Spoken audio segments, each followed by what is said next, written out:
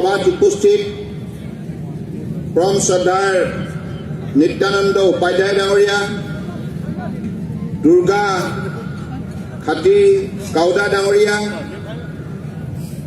শ্ৰদ্ধেয় অৰুণ উপাধ্যায় ডাঙৰীয়া, বিকাশ বাসনেট ডাঙৰীয়া, শ্ৰদ্ধেয় গংগা তামাং ডাঙৰীয়া, শ্ৰদ্ধেয় অঞ্জলি ভোগেল ডাঙৰীয়ানী, শ্ৰদ্ধেয় কিশোৰ উপাধ্যায় ডাঙৰীয়া, শ্ৰদ্ধেয় কৈলাশ গোপাতা ডাঙৰীয়া, শ্ৰদ্ধেয় সৰস্বতী ৰায় ডাঙৰীয়ানী,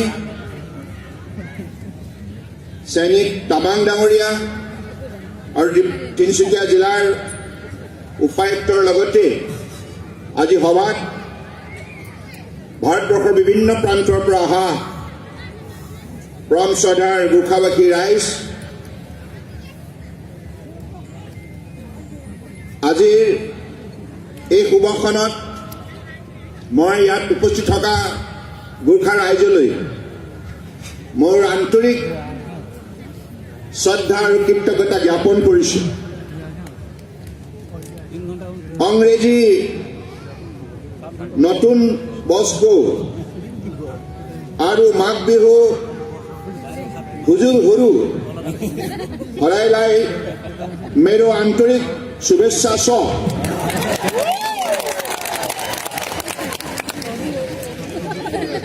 আজি যিখন গোৰ্খা সমাজ ইয়াত বিভিন্ন প্ৰান্তৰ পৰা আহি মিলিত হৈছে, এইখন সমাজে অসমৰ সুন্দৰ গোৰ্খা সমাজ, বৃহত্তৰ অসমীয়া জাতিৰ অবিচ্ছেদ্য অংগ। আজি আমি অসমীয়া জাতি গোৰ্খাসকলক লৈ গৌৰৱান্বিত, ভাৰতবৰ্ষৰ জনতা গৌৰৱান্বিত, কাৰণ এই গোৰ্খা সম্প্ৰদায়ৰ ইতিহাসৰ পাতত এটা শক্তিশালী, সাহসী, সৎ আৰু অত্যন্ত বিশ্বাসী জাতি বুলি খ্যাত।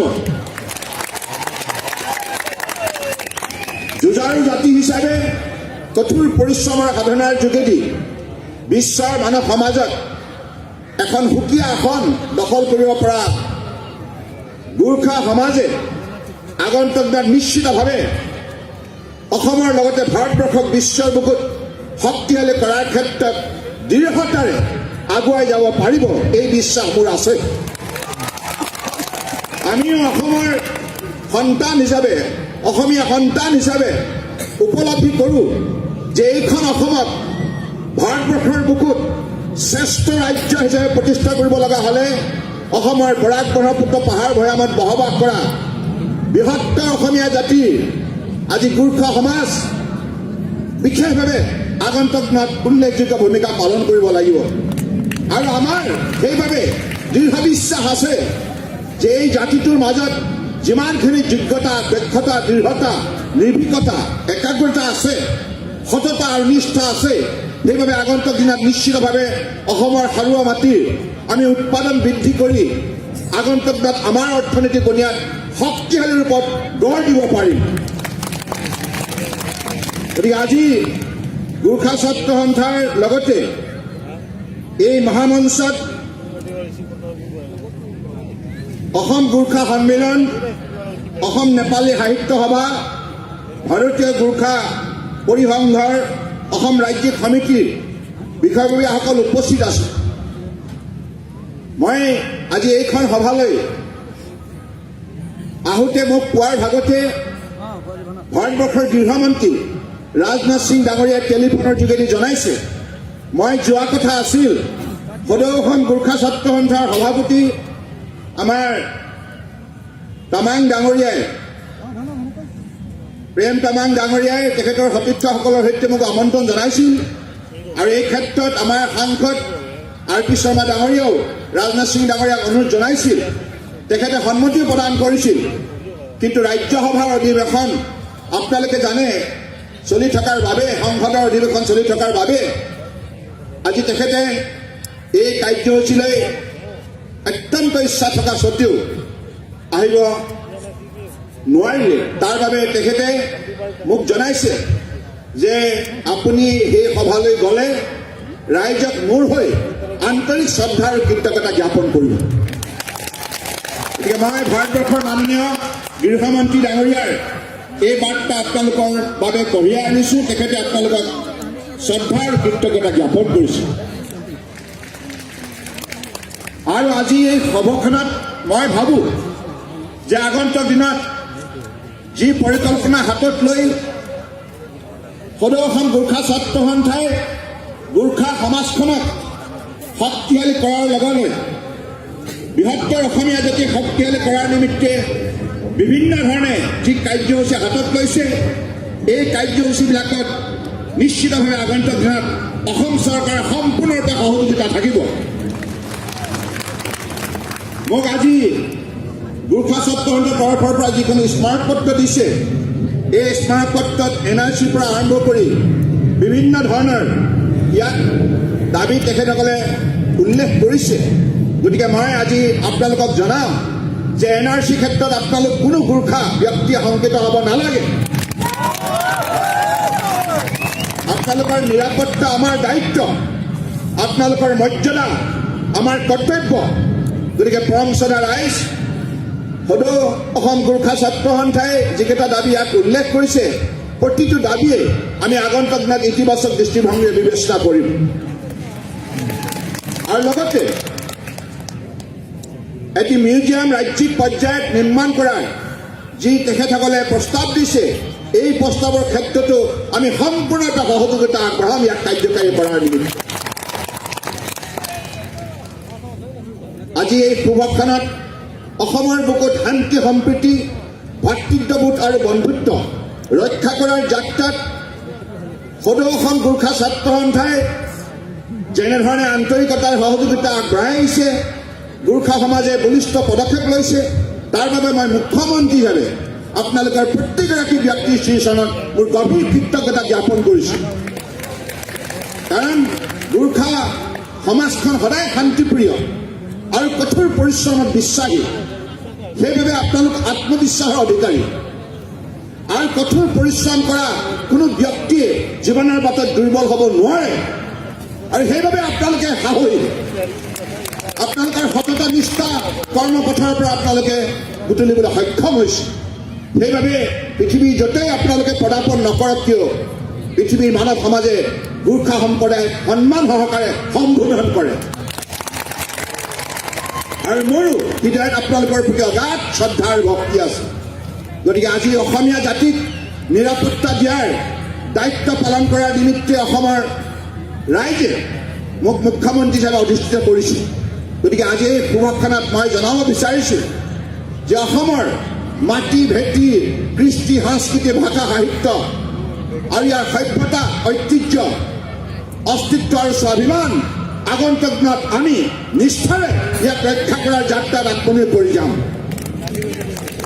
কাৰণ মাননীয় প্ৰধানমন্ত্ৰী ডাঙৰীয়াই অসম চুক্তিৰ ৬ নং দফা আন্তৰিকতাৰে নিষ্ঠাৰে কাৰ্যকৰী ৰূপ দিবৰ নিমিত্তে যি সমিতি গঠন কৰিছে, এই সমিতিৰ দ্বাৰা উচ্চস্তৰীয় সমিতিৰ দ্বাৰা আগন্তুক দিনত অসমৰ খিলঞ্জীয়া ভূমিপুত্ৰসকলৰ বাবে মাটি ভেটি কৃষ্টি সংস্কৃতি সাহিত্য সভ্যতা ৰক্ষা কৰাৰ উপৰিও অসম বিধানসভাত আসন সংৰক্ষণ আৰু পঞ্চায়ত অন্যান্য নিকায়বিলাকত আসন সংৰক্ষণ কৰাৰ উপৰিও ৰাজ্য চৰকাৰ বিভিন্ন বিভাগৰ নিযুক্তিৰ ক্ষেত্ৰতো আসন সংৰক্ষণৰ যি সুবিধা প্ৰদান কৰিছে, ইয়াৰ যোগেদি আগন্তুক দিনত মই এই কথা দৃঢ়তাৰে ক'ব পাৰোঁ যে আগন্তুক দিনত কোনো বিদেশীয়ে আমাৰ অস্তিত্ব বিপদাপন্ন কৰিব নোৱাৰে।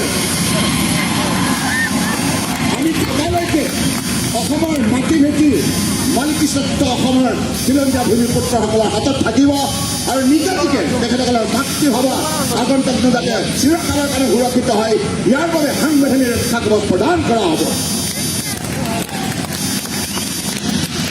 সেইবাবে মই ভাবোঁ যে পৰম শ্ৰদ্ধা ৰাইজ, মই সকলো জাতীয় সংগঠন সদৌ অসম ছাত্ৰ সন্থাৰ পৰা আৰম্ভ কৰি সকলো আমাৰ জনগোষ্ঠীয় সংগঠন দল সংগঠন সকলোকে মই আহ্বান জনাইছোঁ, আহক আমি সকলোৱে মিলি অসম চুক্তিৰ ৬ নং দফা সাংবিধানিক ৰক্ষা কৱচ অসমৰ খিলঞ্জীয়া ভূমিপুত্ৰসকলক প্ৰদান কৰাৰ ক্ষেত্ৰত আন্তৰিকতাৰে নিষ্ঠাৰে একেলগে মিলি কাম কৰোঁ। এই আহ্বান মই সকলোকে আন্তৰিকতাৰে জনাইছোঁ। কাৰণ অসমৰ বুকুত এতিয়া নিশ্চিতভাৱে আমি যুক্তি সহকাৰে আমাৰ মৰ্যাদা, আমাৰ স্বাৰ্থ আমি সুৰক্ষিত কৰিব লাগিব। ইয়াৰ বাবে সাংবিধানিক বিধি ব্যৱস্থাৰ প্ৰয়োজন। আৰু সেই সুবিধা আমি যিহেতুকে ক্লজ 6ৰ যোগেদি পাইছোঁ, ইয়াৰ পূৰ্বতে কোনো চৰকাৰে এই ধাৰাটোক, এই 6 নং দফাটোক কাৰ্যকৰী কৰাৰ নিমিত্তে ইমান আন্তৰিকতাৰে কেন্দ্ৰ চৰকাৰৰ কোনো পৰ্যায়তে তেখেতসকলে লোৱা নাছিল।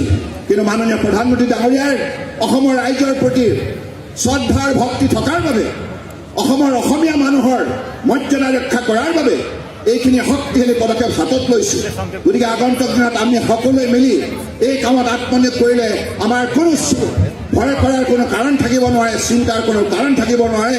আমি আমাৰ সাংবিধানিক ৰক্ষা কৱচ আমি নিজেই নিৰূপণ কৰি ল'ব পাৰিম। অসম বিধানসভা মজিয়াখন আছে। অসম বিধানসভা মজিয়াখনৰ দায়িত্ব হৈছে অসমৰ খিলঞ্জীয়া ভূমিপুত্ৰসকলক, বৃহত্তৰ অসমীয়া জাতিক নিৰাপত্তা প্ৰদান কৰা। এই ক্ষেত্ৰতো আমি আমাৰ বিধানসভাৰ মজিয়াত আন্তৰিকতাৰে, দায়বদ্ধতাৰে এইখিনি কাম কৰাৰ নিমিত্তে আমি প্ৰয়াস কৰিম। গতিকে পৰম শ্ৰদ্ধা ৰাইজ, আজি এই শুভক্ষণত আৰু মই বেছি দীঘলীয়া বক্তব্য নাৰাখোঁ। গোৰ্খা সমাজৰ মৰ্যাদা, গোৰ্খা সমাজৰ ভাষা, সাহিত্য, সংস্কৃতি, ঐতিহ্য ৰক্ষা কৰাৰ দায়িত্ব আগন্তুক দিনত এইখন চৰকাৰ নিষ্ঠাৰে পালন কৰি যাব। আৰু মোক প্ৰেম তামাঙে কৈছে, আমাৰ যিসকল গোৰ্খা সম্প্ৰদায় মেধাসম্পন্ন ছাত্ৰ ছাত্ৰী আছে, তেখেতসকলৰ বাবে UPSC পৰীক্ষাত অৱতীৰ্ণ হ'বৰ বাবে, APSC পৰীক্ষাত অৱতীৰ্ণ হ'বৰ বাবে নানা ধৰণৰ প্ৰশিক্ষণ ব্যৱস্থা কৰাৰ নিমিত্তে তেখেতসকলে আবেদন জনাইছে। এই ক্ষেত্ৰতো অসম চৰকাৰৰ তৰফৰ পৰা সম্পূৰ্ণৰূপে সহযোগিতা আগবঢ়োৱা হ'ব। আৰু অসমৰ বিভিন্ন কাৰিকৰী শিক্ষানুষ্ঠানত আসন সংৰক্ষণ কৰাৰ বিষয়টো তেখেতে মোক অৱগত কৰিছে। এই বিষয়টো আমি আগন্তুক দিনত ইতিবাচক দৃষ্টিভংগীৰে ব্যৱস্থা কৰিম। মুঠৰ ওপৰত অসমৰ প্ৰতিটো সৰ্বৰ জাতি জনগোষ্ঠীক শক্তিশালী ৰূপত গঢ় দিয়া দায়িত্ব আমি নিষ্ঠাৰে ল'ম। আৰু সেইবাবে ইয়াত কোনো শংকিত হ'ব নালাগে। কাৰোবাৰ যদি জনসংখ্যা 20,000, 25,000 হয়, 10,000 হয়, তেখেতসকলকো সন্মান সহকাৰে, মৰ্যাদা সহকাৰে সুৰক্ষিত কৰাৰ দায়িত্ব এইখন চৰকাৰে পালন কৰি আছে আৰু পালন কৰি যাব। সেইবাবে আমি আগন্তুক দিনত অসমৰ থলুৱা ভূমিহীন লোকক মাটিৰ পট্টা প্ৰদান কৰাৰ আমি শক্তিশালী সিদ্ধান্ত লৈছোঁ। আৰু 2019 চনতে আমি 1 লাখ থলুৱা ভূমিহীন খেতিয়কৰ হাতত আমি মাটিৰ পট্টা তুলি দিম।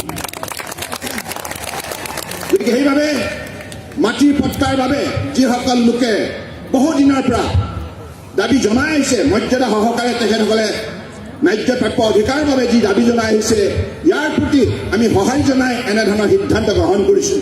ইতিমধ্যে এইখন চৰকাৰে প্ৰথম চৰকাৰ যিখনে একেদিনাখনে স্বাধীনতা যোৱা 70 বছৰ ভিতৰত অসমৰ বুকুত 11,700 বৰাক ব্ৰহ্মপুত্ৰ উপত্যকাৰ থলুৱা ভূমিহীন ৰাইজৰ হাতত মাটিৰ পট্টা তুলি দিছে। গতিকে আগন্তুক দিনতো এই কাম নিষ্ঠাৰে কৰাৰ নিমিত্তে আমি প্ৰয়াস কৰিছোঁ। কেৱল আমি সকলোৱে সহযোগিতা বিচাৰিছোঁ। গতিকে অসমৰ বুকুত কাকোৱে আমি কোনো জনগোষ্ঠীকে, আমি কোনো যুক্তিকে অকলশৰীয়া হ'বলৈ নিদিওঁ। সকলোকে আমি আঁকোৱালি লৈ, সকলোকে আস্থাত লৈ, সকলোৰে প্ৰতি সমমৰ্যাদা প্ৰদান কৰি, সকলোৰে সমন্বয়ৰ বাবে আমি মৰ্যাদা সহকাৰে কাম কৰি আছোঁ আৰু কাম কৰি যাওঁ। গতিকে আজি শুভক্ষণত মই বিশ্বাস ৰাখিছোঁ, সদৌ অসম গোৰ্খা ছাত্ৰ সন্থাই ইমান সুন্দৰভাৱে এইখন সভা আয়োজন কৰিছে। ইয়াত আমাৰ জনগোষ্ঠীটোৰ বিভিন্ন ধৰণৰ ইয়াত কৃষ্টি সংস্কৃতি প্ৰদৰ্শন কৰা হৈছে আৰু সুন্দৰ প্ৰদৰ্শনীৰ বাবে আয়োজন কৰা হৈছে। মোক প্ৰেম তামাঙে কৈছে, আপুনি সময় থকা হ'লে প্ৰতিটো স্থল চোৱা হ'লে আমি ভাল পালোঁ হয়। কিন্তু মই বিশেষভাৱে তেখেতসকলক ধন্যবাদ জনাইছোঁ। আৰু অসমৰ ৰাইজে, উত্তৰ পূৰ্বাঞ্চলৰ ৰাইজে আৰু উত্তৰ পূৰ্বাঞ্চলৰ বাহিৰৰ পৰাও আজি আহি ৰাইজে ইয়াত যেনেধৰণে সহযোগিতা আগবঢ়াইছে, এইখনে সুন্দৰ মানৱ সমাজ, এইখন সমাজে আমাক মানৱীয় জ্ঞান প্ৰদান কৰিছে, আধ্যাত্মিক ভাৱনা শক্তি প্ৰদান কৰিছে। সেইবাবে এনেধৰণৰ শান্তিপ্ৰিয় সমাজ কেতিয়াও পৃথিৱীৰ বুকুত দুৰ্বল হৈ থাকিব নোৱাৰে। এই সমাজ দৃঢ়তাৰে দুপাক দুপাই উন্নতি জখলাত বঢ়াবলৈ সক্ষম হ'ব। গতিকে মই গোৰ্খা সমাজক আহ্বান জনাইছোঁ অসমীয়া জাতিক বিশ্বৰ বুকুত শক্তিশালী জাতি হিচাপে প্ৰতিষ্ঠা কৰাৰ ক্ষেত্ৰত আপোনালোকে যেনেধৰণে নিষ্ঠাৰে কাম কৰি আছে আগন্তুক দিনত সেই নিষ্ঠা আৰু আন্তৰিকতাৰে কাম কৰি যাব বুলি আশা ৰাখি মই আজি এইখন সভাত পুনৰবাৰ মোক এনেধৰণে আমন্ত্ৰণ জনাই মহান বীৰ আমাৰ স্বাধীনতা সংগ্ৰামী দলবীৰ সিং লোহাৰ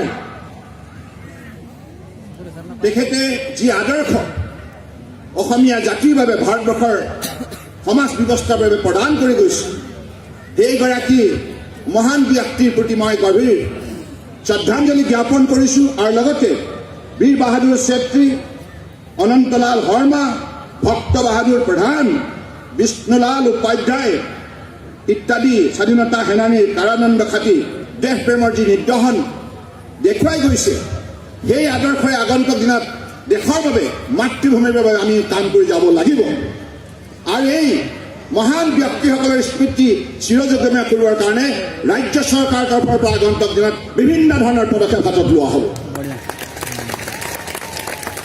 আৰু উঠি অহা চামটোৱে বুজিব লাগিব যে দলবীৰ সিং লোহাৰ কোন আছিল এতিয়া যিসকল ছাত্ৰ ছাত্ৰী স্কুল কলেজত বিশ্ববিদ্যালয়ত পঢ়ি আছে তেখেতসকলে দলবীৰ সিং লোহাৰ বিষয়ে অধ্যয়ন কৰিব লাগিব বীৰ বাহাদুৰ চেত্ৰীৰ বিষয়ে জানিব লাগিব অনন্তলাল শৰ্মাৰ বিষয়ে জানিব লাগিব বিষ্ণুলাল উপাধ্যায়ৰ বিষয়ে জানিব লাগিব তেখেতসকলক জনোৱাৰ ব্যৱস্থা কৰিবৰ বাবে পাঠ্যপুথি প্ৰণয়ন কৰিব লাগিব গতিকে আগন্তুক দিনত এই ক্ষেত্ৰত মই ভাবোঁ আমাৰ আজি সভাত যিহেতুকে অসম নেপালী সাহিত্য সভা আছে মই তেখেতসকলক আহ্বান জনাইছোঁ এই ক্ষেত্ৰত যদি আপোনালোকে কিছু আঁচনি লয় নিশ্চিতভাৱে ৰাজ্য চৰকাৰৰ পৰা সহযোগিতা আগবঢ়োৱা হ'ব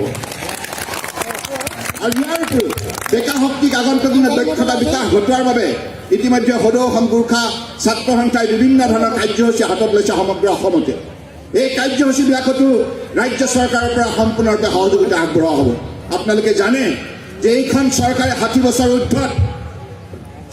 ঊৰ্ধত বৃদ্ধ আৰু বৃদ্ধা যিসকলে এতিয়ালৈকে কোনো ধৰণৰ পেঞ্চনৰ মুখ দেখা নাই সেইসকলক আমি সমগ্ৰ অসমতে এই বছৰৰ পৰা সাৰ্বজনীন পেঞ্চন যি আমি যোগেদি তেখেতসকলক পেঞ্চন দিয়াৰ সিদ্ধান্ত গ্ৰহণ কৰিছোঁ গতিকে গোৰ্খা সমাজত যিমান সংখ্যক 60 বছৰ ঊৰ্ধত বৃদ্ধ আৰু বৃদ্ধা আছে সকলোকে আগন্তুক দিনত এই আঁচনিৰ যোগেদি আমি পেঞ্চন দিয়াৰ ব্যৱস্থা কৰিম আৰু ইয়াৰ উপৰি চৰকাৰৰ যিমানবিলাক আঁচনি আছে মুখ্যমন্ত্ৰী সমগ্ৰ গ্ৰাম উন্নয়ন যোজনাই হওক বা সৌভাগ্যই হওক উজালাই হওক প্ৰাইম মিনিষ্টাৰ আৱাস যোজনাই হওক কোনো আঁচনিৰ পৰা যাতে কোনো গোৰ্খা সম্প্ৰদায়ৰ লোক বাদ নপৰে ইয়াৰ প্ৰতি দৃষ্টি ৰখাৰ দায়িত্ব এইখন চৰকাৰে নিষ্ঠাৰে পালন কৰি আছে আৰু পালন কৰি যাব ডেকা শক্তিক আগন্তুক দিনত শক্তিশালী ৰূপত স্বাৱলম্বী কৰাৰ নিমিত্তে আমি ইতিমধ্যে বিভিন্ন আঁচনি হাতত লৈছোঁ মহিলাসকলক কনকলতা বৰুৱাৰ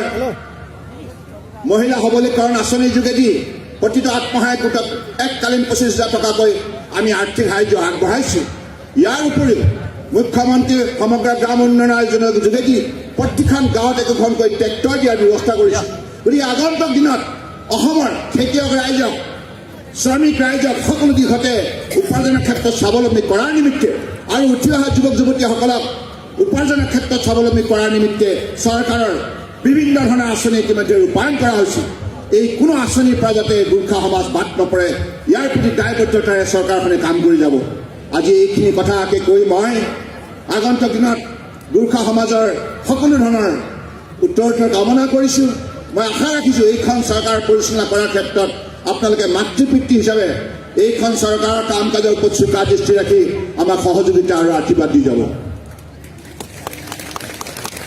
আৰু আপোনালোকে আজি আমাৰ চৰকাৰ 2.5 বছৰ হ'ল এই 2.5 বছৰ কাৰ্যকালত মই দেখিছোঁ গোৰ্খা সমাজে বহু আন্তৰিকতাৰে এইখন চৰকাৰক বিভিন্ন ধৰণৰ সহযোগিতা আগবঢ়াই আহিছে আপোনালোকৰ পৰা আশীৰ্বাদ পাই আমি চৰকাৰখন 2.5 বছৰ সফলতাৰে অতিক্ৰম কৰিবলৈ সক্ষম হ'লোঁ গতিকে আগন্তুক দিনত অসমৰ বুকুত যাতে অসমীয়া জাতি কোনো কাৰণত দুৰ্বল নহয় সকলো ক্ষেত্ৰত যাতে সুৰক্ষিত হয় ইয়াৰ প্ৰতি দৃষ্টি ৰাখি আমি দৃঢ়তাৰে একেলগে মিলি কাম কৰি যাম অসমীয়া মাৰোৱাৰী বিহাৰী বঙালী পঞ্জাবী নেপালী গোৰ্খা আৰু হিন্দু মুছলমান খ্ৰীষ্টান বুদ্ধিষ্ট জৈন শিখ আৰু বিভিন্ন জাতি জনগোষ্ঠী সকলোৱে স্বৰ্গদেউ চাওলুং চুকাফাৰ আদৰ্শৰে মিলা প্ৰীতিৰে শ্ৰদ্ধা ভক্তি ৰাখি কঠোৰ পৰিশ্ৰমৰ দ্বাৰা এই বৃহত্তৰ অসমীয়া সমাজখনক বিশ্বৰ বুকুত প্ৰতিষ্ঠা কৰিব লাগিব। ইয়াকেই কামনা কৰি মই সকলোৰে প্ৰতি পুনৰবাৰ শ্ৰদ্ধা আৰু কৃতজ্ঞতা জনাই সদৌ অসম গোৰ্খা ছাত্ৰ সন্থাক এই সভালৈ আমন্ত্ৰণ জনোৱাৰ বাবে মই গভীৰ কৃতজ্ঞতা জ্ঞাপন কৰিছোঁ। আৰু এটা কথা কওঁ, আপোনালোকে মোক আজি এগৰাকী মহান ব্যক্তিৰ নামত আজি পুৰস্কাৰ দিছে, দলবীৰ সিং লোহাৰ নামত, কিন্তু মই দিয়াৰ বাবে যোগ্য নহয়। তেখেত এগৰাকী মহান ব্যক্তি আছিল। তেখেতে উৰি জীৱন